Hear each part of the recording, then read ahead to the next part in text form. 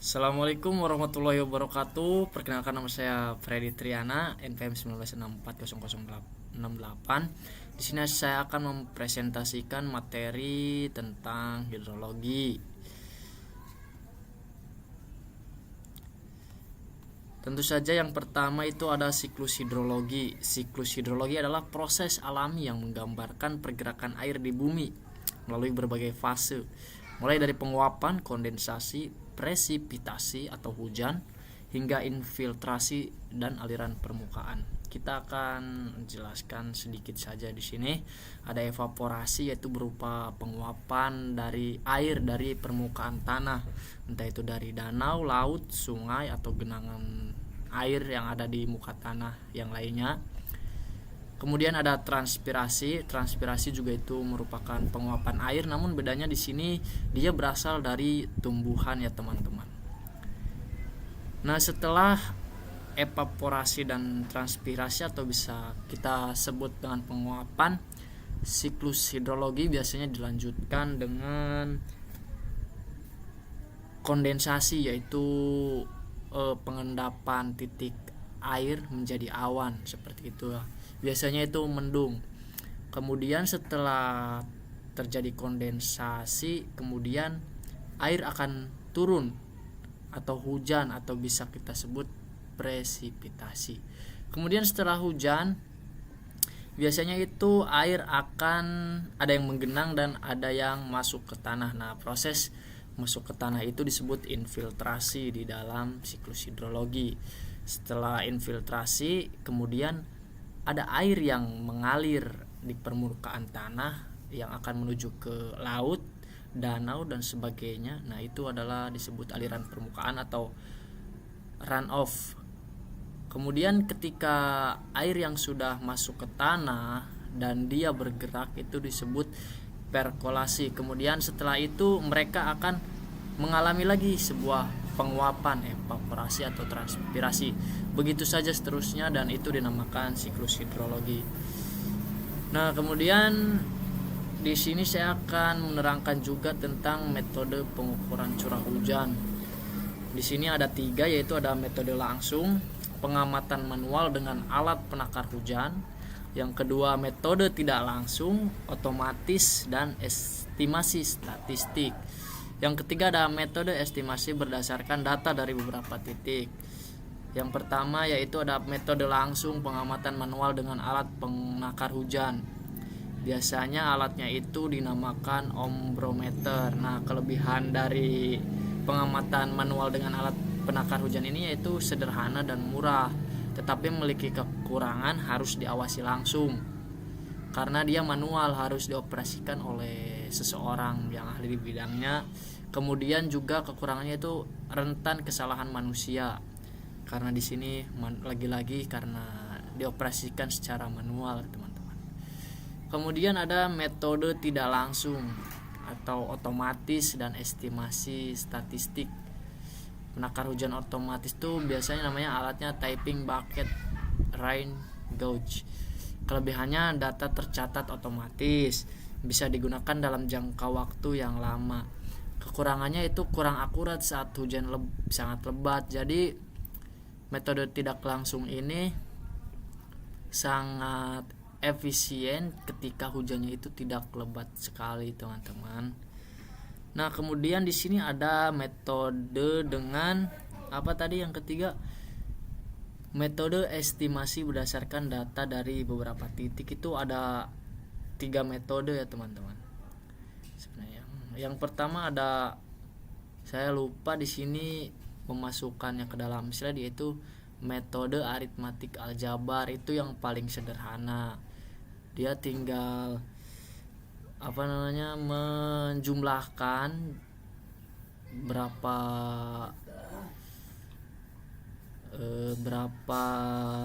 debit hujan yang turun, kemudian dibagi dengan jumlah alatnya seperti. Yang kedua ada metode Thiessen polygon, yaitu membagi area menjadi poligon berdasarkan jarak stasiun hujan, lalu menghitung kontribusi curah hujan tiap area dengan bobot luasnya. Jadi di sini di caranya yaitu kita menggambar setiap daerah aliran sungai ya berupa BWS atau stasiun pengukur hujan. Kemudian kita hubungkan sehingga membentuk segitiga menggunakan garis putus-putus ya teman-teman. Kemudian setelah garis putus-putus segitiga itu sudah terbentuk, kita di sini kita perbesar lagi. Kita di sini akan mencari titik berat antara segitiga ini ya teman-teman. Nah, jadi ini adalah cara menggambar dari metode Thiessen polygon seperti itu. Kemudian untuk rumusnya itu sendiri bisa kita lihat di sini ya teman-teman. Nah, ini dia rumusnya. Nanti di sini ada A itu istilahnya curah hujan dikali dengan luas. Ini di stasiun 1, kemudian curah hujan di stasiun 2 dikalikan dengan luas dari stasiun daerah itu daerah di mana terdapat stasiun tersebut. Kemudian di total jumlah ada berapa stasiun setelah dikalikan dengan curah hujannya, kemudian dibagi dengan luas dari wilayah tersebut. Setelah metode Thiessen polygon, kita lanjut kepada metode tadi kelebihan dari metode Thiessen polygon itu sendiri lebih akurat dibanding rata-rata biasa. Kemudian kekurangannya itu butuh peta dan perhitungan geometris. Itu sangat jelas ya teman-teman, karena di sini kita akan menggambar peta di mana saja terdapat stasiun pengukuran curah hujan tersebut. Selanjutnya yaitu ada metode ishoyet, menggunakan garis kontur ishoyet pada peta yang menghubungkan daerah dengan curah hujan yang sama. Luas antar ishoyet dihitung dan dijadikan dasar untuk menghitung rata-rata curah hujan. Nah, di sini kalau tadi metode Thiessen polygon tuh bentuk segitiga. Nah, ini enggak ya teman-teman. Di sini kita ukur jarak dari stasiun 1 ke stasiun 2, kemudian dicari rata-ratanya seperti itu. Nah, nanti akan ketemu. Nah, untuk rumusnya itu sendiri seperti ini teman-teman. Ini stasiun 0, stasiun 1 rata-ratanya berapa dikalikan dengan ini curah hujan. Sekali lagi. Ini curah hujan dari stasiun 1 ditambah stasiun 2 dibagi 2, ini sama dengan rata-rata nanti dikali luasnya. Nah, seperti itu ya teman-teman. Nanti dibagi lagi dengan luas wilayah dari daerah aliran sungai tersebut.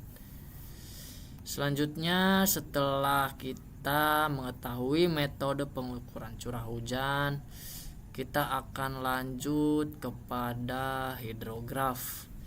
Apa hidrograf? Hidrograf adalah grafik atau kurva yang menunjukkan hubungan antara debit aliran sungai, volume air persatuan waktu terhadap waktu di suatu titik pengamatan tertentu. Hidrograf biasanya digunakan dalam studi hidrologi untuk menganalisis respons sungai terhadap hujan atau peristiwa hidrologis lainnya. Jadi hidrograf ini gampangnya tuh berfungsi untuk memprediksi kapan sih waktu banjir itu terjadi, bagaimana kesiapan aliran sungai terhadap banjir yang akan terjadi. Kemudian juga dapat digunakan untuk penanganan sumber daya air agar lebih efisien. Nah, jadi bentuk hidrograf itu sendiri di sini teman-teman seperti ini ya teman-teman.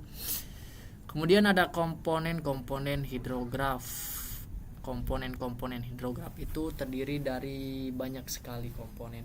Yang pertama ada base flow atau aliran dasar, direct runoff, limpasan langsung, rising line, kaki naik, peak discharge, puncak debit, recession line, kaki turun, time to peak, waktu menuju puncak, lag time, waktu tunda. Kemudian yang terakhir adalah total runoff.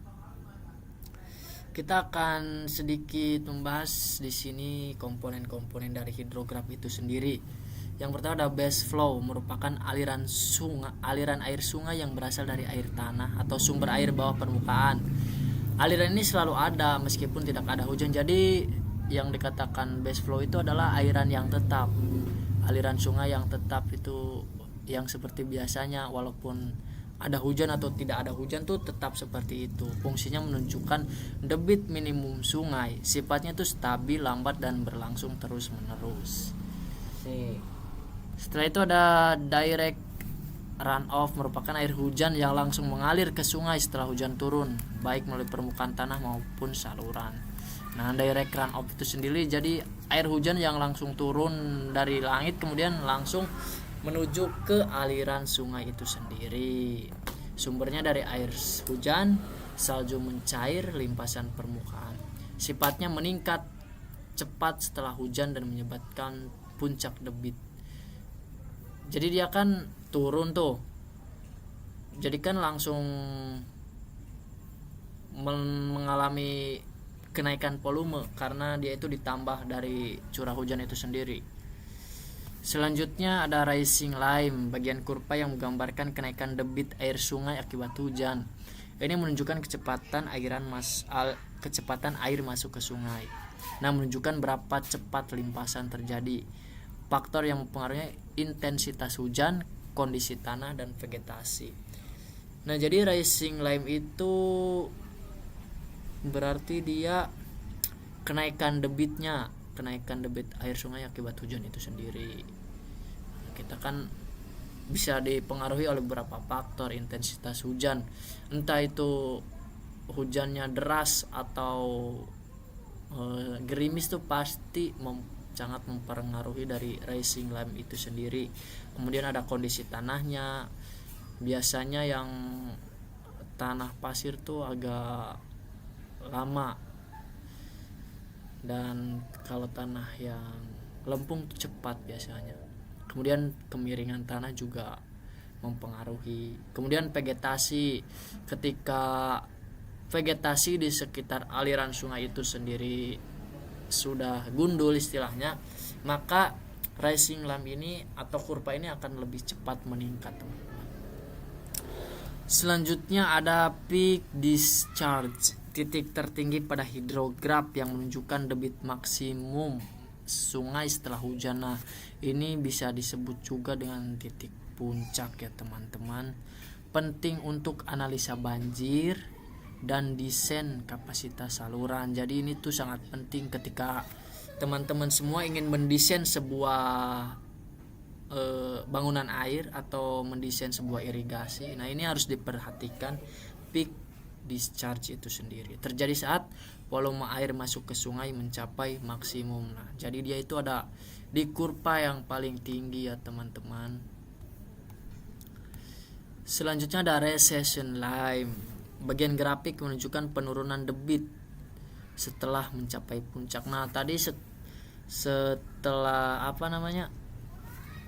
peak discharge setelah puncak itu di sini langsung disusul oleh recession line. Jadi dia mengalami penurunan kurvanya itu sendiri ya, teman-teman. Menandakan air limpasan sudah mulai berkurang. Sumber air didominasi oleh aliran air tanah dan air bawah permukaan. Jadi penambahannya itu hanya didapatkan dari aliran air tanah itu sendiri.